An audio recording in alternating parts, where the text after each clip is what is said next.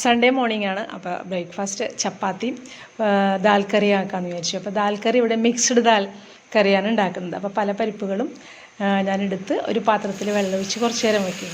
പിന്നെ അടുത്ത പരിപാടി ചപ്പാത്തിക്ക് മാവ് കുഴക്കലാണ്. അപ്പോൾ ചപ്പാത്തിക്ക് മാവ് കുഴച്ച് അടിച്ച് പരത്തി അതവിടെ കുറച്ച് നേരം റെസ്റ്റ് ചെയ്യാൻ വെച്ച്. ഇനി അടുത്തത് ചായ ഇടണം. പിന്നെ ഉച്ചക്കലത്തെ ഊണിനുള്ള അരി എടുത്ത് വെള്ളത്തിലിട്ട് വെക്കണം.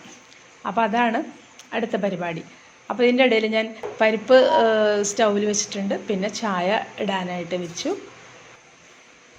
ഞാൻ ചായ ഇടുന്നത് ആദ്യം വെള്ളമൊഴിച്ച് പിന്നെ അതിൽ പഞ്ചസാര ഇട്ട് തിളയ്ക്കുമ്പോൾ തേയിലയിട്ട് പിന്നീട് പാലും ചേർത്ത് പിന്നെ അതൊന്ന് തിളച്ച് കുറുകി വരുമ്പോൾ എടുക്കുകയാണ്. അങ്ങനെയാണ് ഞാൻ ചായ ഇടുന്നത്. അപ്പോൾ അവിടെ അരി അളന്ന് കുറച്ച് നേരം വെള്ളത്തിലിട്ട് വയ്ക്കുന്നുണ്ട്. ഇനി അടുത്ത പരിപാടി ചായ കുടിക്കലാണ്.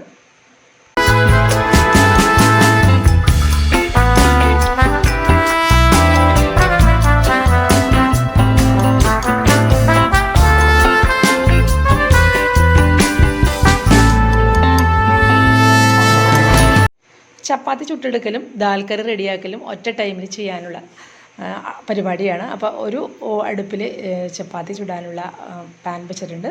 മറ്റേതിൽ നമ്മുടെ ദാൽ കറിക്ക് മിക്സ്ഡ് ദാൽ കറിക്കുള്ള സംഭവങ്ങൾ. അപ്പോൾ ആദ്യം എണ്ണ ഒഴിച്ച് പിന്നെ കടുകും ജീരകവും പൊട്ടിച്ച് സവാള, വെളുത്തുള്ളി, പച്ചമുളക്, തക്കാളി അതെല്ലാം വാട്ടി പിന്നെ അതിലേക്ക് ആവശ്യമായ മസാലകളും ചേർത്ത് അതിന് ശേഷം നമ്മൾ വേവിച്ച് വെച്ചിരിക്കുന്ന പരിപ്പുണ്ടല്ലോ, ഉപ്പും മഞ്ഞൾപ്പൊടിയും ചേർത്ത് വേവിച്ച് വെച്ചിരിക്കുന്നതാണ് പരിപ്പ്.